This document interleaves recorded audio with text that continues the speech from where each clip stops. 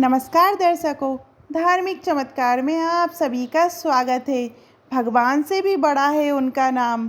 आज हम आप सभी को भक्त श्री सुधन्वा जी की कहानी सुनाने वाले हैं। एक चंपापुरी नामक का राज्य था, जिसके राजा हंसध्वज थे। वो परम धार्मिक थे और धर्म पूर्वक तरीके से शासन करते थे। प्रभु की भक्ति और योद्धाओं की श्रेष्ठता में उनकी बहुत रति थी और वो पूरी प्रजा का अपने पुत्र की तरह पालन करते थे। उनके अपने पुत्र का नाम सुधन्वा था। भाई उस समय की बात है जब महाराज युधिष्ठिर अश्वमेघ यज्ञ कर रहे थे।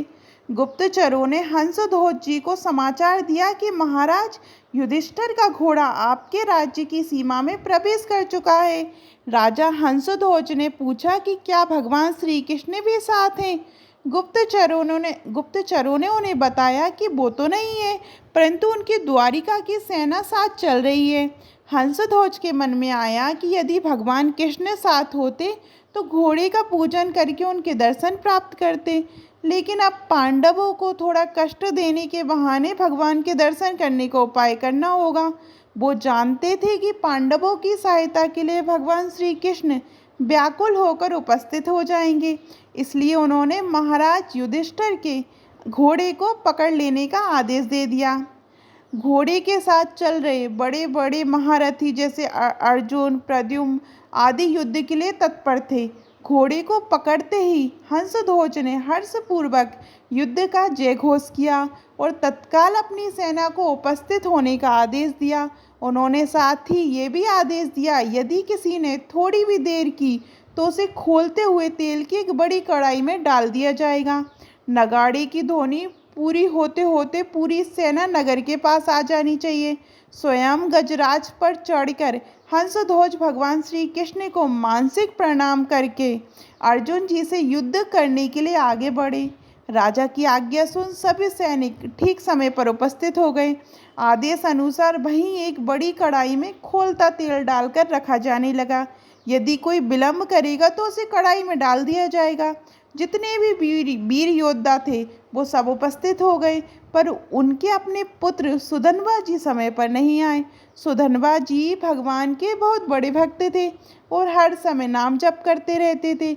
ज्यों ही युद्ध की घोषणा हुई, वो अस्त्र शस्त्रों से सुसज्जित होकर अपनी माता के पास गए और प्रणाम करते हुए कहने लगे, माँ, आज मेरे जीवन का परम लाभ उपस्थित हुआ है, क्योंकि आज मुझे अर्जुन से युद्ध करना है।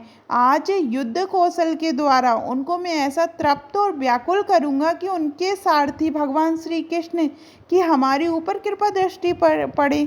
पर हो सकता है कि मैं वापस ना आऊँ, इसलिए आपसे आशीर्वाद मांगता हूँ कि भगवान के साक्षात्कार की अपनी कामना पूर्ण कर सकूँ। उनकी माता ने उन्हें कामना पूर्ति का आशीर्वाद देते हुए विदा किया। इसके बाद उनकी बहन ने आकर उन्हें तिलक लगाया, आरती की और उनको युद्ध में विजय की शुभकामना दी। आगे बढ़े तो सुधन्वा जी की पत्नी प्रभावती, जिनसे उनका अभी अभी विवाह हुआ था, मुस्कुराती हुई सामने आई। सुधन्वा जी को युद्ध के लिए तैयार देखकर कहने लगी, स्वामी, मैं जानती हूँ आज आप महाबली महारथी अर्जुन जी से युद्ध करने जा रहे हैं, और ये भी जानती हूँ कि वहाँ से वापस आ पाना असंभव है, पर इतनी कृपा तो कर दो कि आपके बाद आपको जलांजलि देने वाला कोई हो। सुधन्वा जी ने कहा, तुम धैर्य रखो, मैं भी श्री कृष्ण के बल से अर्जुन को परास्त करके ही वापस लौटूंगा। प्रभावती जी ने उत्तर दिया, नाथ, आज तक मैंने ऐसा नहीं सुना कि जो श्री कृष्ण से मिलने के लिए गए हैं वो वापस लौटे हों। बाहर कढ़ाई में तेल खोल रहा था और राजकुमार सुधन्वा जी को समय पर आया ना देखकर महाराज हंसध्वज को बहुत कष्ट हुआ कि सुधन्वा ही मेरी आज्ञा का उल्लंघन कर रहा है। सुधन्वा जी अपनी पत्नी के पुत्र कामना के भाव को पूर्ण करने के लिए रुके थे, पर महाराज को ये पता नहीं था। हंसध्वज ने तुरंत जल्लादों को आज्ञा देते हुए कहा कि सुधन्वा को पकड़ कर लाया जाए और खोलते तेल में डाल दिया जाए। ज्यों ही आज्ञा हुई तो सैनिक तुरंत गए और उधर सुधन्वा जी स्नान आदि कर पवित्र होकर बाहर निकल रहे थे। सुधन्वा जी ने सैनिकों से कहा कि महाराज का आदेश है, आपको बंदी बना लिया जाए और खोलते तेल में डाल दिया जाए, क्योंकि आपने विलंब किया है उन्होंने उत्तर दिया कि पहले हमें महाराज के सामने पहुंचने दिया जाए। पिता के सामने जाकर सुधनवा जी ने प्रणाम किया, पर महाराज ने अपनी बात दोहराते हुए कहा कि हमारी आज्ञा के उल्लंघन का जो निर्णय है वही बर्ताव इनके साथ किया जाए। महाराज हंसध्वज के शंख और लिखित नाम के दो आचार्य थे, जो सुधनवा जी के नाम जप और भक्ति से बहुत जलते थे। अब उनको अवसर मिला तो राजा के पूछने पर उन्होंने सुधनवा जी को आज्ञा अनुसार खोलते तेल में डालकर मृत्यु दंड देने को कहा और साथ ही चेतावनी दी, यदि पुत्र मोह में आकर उन्होंने उनकी बात नहीं मानी तो वो उनका त्याग कर देंगे। मंत्रियों ने राजा को समझाने की चेष्टा की, पर राजपुरोहित के विरुद्ध हंसध्वज नहीं जा सकते थे। सुधनवा जी को अर्जुन को व्याकुल कर कृष्ण दर्शन की अपनी कामना अपूर्ण होती देख व्याकुल होने लगे। ज्यों ही उन्हें कड़ाई में डाला जाने लगा, वो भगवान को पुकार कर कहने लगे, हे गोविंद, मुझे मरने का दुख नहीं है, क्योंकि आज मरने के लिए ही निकला था, पर मरने से पहले मैं आपके दर्शन करना चाहता हूँ और अर्जुन के पक्ष से आप मेरी ओर कैसे देखते हैं ये देखना चाहता हूँ। यदि अर्जुन के बाणों से भेदा जाता और आप सामने होते तो मुझे आनंद मिलता, पर ये कायरों की तरह कड़ाई में मृत्यु को प्राप्त होगा। हे प्रभु, मुझ पर कृपा करें और मेरी कामना की पूर्ति करें। युद्ध स्थल में अर्जुन को व्याकुल करते हुए अपने बाणों से आपकी पूजा करते हुए मरने में मुझे संतोष होगा। सुधनवा जी श्री कृष्ण जपने लगे और उन्हें कढ़ाई में डाल दिया गया। काफ़ी देर खोलते तेल में रहने के बाद सुधनवा जी का एक रोम भी नहीं जला। सबको बड़ा आश्चर्य हुआ, क्योंकि सबके सामने तेल खोल रहा था, पर नाम का ऐसा चमत्कार था कि सुधनवा जी प्रसन्न मुद्रा में श्री कृष्ण जपते रहे और बैठे रहे। राजपुरोहित विचार करने लगे, आग तो जल रही है पर सुधनवा जी को कुछ नहीं हो रहा है। उन्होंने एक नारियल को कढ़ाई में डलवाया तो खोलते तेल से फटकर वो नारियल शंख और लिखित के सर में लगा। तेल की गिरी बूंदों से उनके मुख पे फफोले पड़ गए। इससे निश्चित हुआ कि सुधनवा जी श्री कृष्ण नाम के बल से जीवित हैं, इसलिए आग उन्हें नहीं जला सकी। दोनों पुरोहित शंख और लिखित सोचने लगे कि हम अपने शास्त्र ज्ञान के गर्व में भगवान की भक्ति का तिरस्कार करते थे। आज सुधनवा जी के नाम का जप का प्रभाव देख ही लिया। इतने में सुधनवा जी को बाहर निकाल लिया गया। तभी दोनों पुरोहित एक भक्त का विरोध करने के लिए स्वयं को धिक्कारते हुए उसी कढ़ाई में कूद गए। सुधनवा जी ने श्री कृष्ण नाम जपते रहे और तुरंत कढ़ाई में सब शीतल हो गया। दोनों आचार्य सुधनवा जी के चरणों में गिर पड़े, उन्हें छाती से लगाकर कहने लगे, प्रिय राजकुमार, आज तुम्हारे स्पर्श से हम पावन हो गए। तुम्हारी कृपा से आज ये समझ आया कि भगवान के नाम में जो शक्ति है वो किसी भी दूसरे साधन में नहीं है। तुम ही हमारा उद्धार करो, जाओ युद्ध करो और अपनी कामना की पूर्ति करो। राजा ने घोषणा की कि आज उनके स्थान पर सुधनवा सेनापति का पद संभालेंगे। सुधनवा जी कब प्रत्यंचा चढ़ाते और कब बाण छोड़ते बड़े बड़े सैनिक देख ही नहीं पा रहे थे। जब अर्जुन ने सुधनवा जी को बड़े बड़े महारथियों को मूर्छित करते हुए देखा तो उन्होंने स्वयं अपने गांडीव धनुष की प्रत्यंचा खींची और सामने आकर खड़े हो गए। अर्जुन ने सुधनवा जी को युद्ध के लिए ललकारा तो सुधनवा जी ने निर्भयता पूर्वक हंसकर कहा, हे पार्थ, आपने बहुत सी लड़ाइयाँ लड़ी हुई और विजय को प्राप्त हुए, पर तब आपके सारथी श्री कृष्ण थे। यद्यपि आप महावीर हैं, पर इस समय आप मेरे सामने टिक नहीं सकते, क्योंकि आपका सारथी यहाँ नहीं है। अगर मुझ पर विजय प्राप्त करना चाहते हो तो अपने सारथी को याद करो, नहीं तो आपके गांडीव की सामर्थ्य नहीं है कि मुझे परास्त कर सके। एक बालक के मुख से ऐसी चुनौती सुन अर्जुन ने क्रोधित होकर उन पर बाणों की वर्षा कर दी। सुधनवा जी ने उनके हर बाण को काट दिया और अर्जुन की ध्वजा, प्रत्यंचा और गांडीव तक का प्रहार किया। साथ ही उन्होंने अर्जुन के सारथी को भी घायल कर दिया। अब बिना ध्वज का रथ और बिना प्रत्यंचा का धनुष देख अर्जुन आश्चर्य में पड़ गए और भगवान कृष्ण को याद करने लगे। सुधनवा जी ने उपहास करते हुए कहा, आप मुझे बालक कह रहे थे, मैं चाहूँ तो आपके बाणों से घायल करके ऐसी दशा में पहुँचा दूँ जो आप जैसे वीर पुरुष को शोभा नहीं देती। अब भी अवसर है, आप अपने सारथी को याद कीजिए और यहाँ बुला लीजिए। ज्यों ही अर्जुन ने स्मरण किया तो भगवान श्री कृष्ण वहाँ पहुँच गए और उन्होंने मूर्छित सारथी को हटाकर अर्जुन के रथ को संभाल लिया। सुधन्वा जी की आशा पूरी हुई। उन्होंने अपने रथ से उतरकर भगवान के सामने प्रणाम मुद्रा में होकर अपने आराध्य देव का दर्शन किया।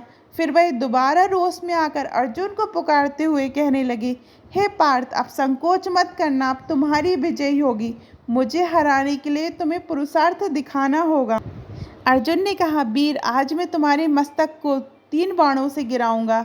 यदि मैं भगवान कृष्ण के सामने तुम्हारे सिर को ना गिरा सकूं तो मेरे जितने पूर्वज हैं सब पुण्यहीन होकर नरक में गिर जाएं। सुधन्वा जी ने कहा, पार्थ, मैं श्री कृष्ण के सामने प्रतिज्ञा करता हूँ कि आपके तीनों बाणों को बीच में ही काट कर गिरा दूंगा। यदि ऐसा ना हुआ तो मुझे घोर दुर्गति प्राप्त हो। इसके बाद सुधन्वा जी ने 10 बाणों से अर्जुन और 100 बाणों से भगवान श्री कृष्ण की पूजा की। साथ ही उन्होंने एक बाण से रथ को 100 कदम दूर गिरा दिया। श्री कृष्ण बोले, धन्य है अर्जुन, देखो सुधन्वा कितना महाबली है। समस्त ब्रह्मांड का भार लिए मैं बैठा हूँ, फिर भी तुम्हारे सहित मुझे 100 हाथ दूर फेंक दिया। ये बल सुधन्वा को निरंतर नाम जप और एक सुदृढ़ पत्नी व्रत होने से प्राप्त हुआ है।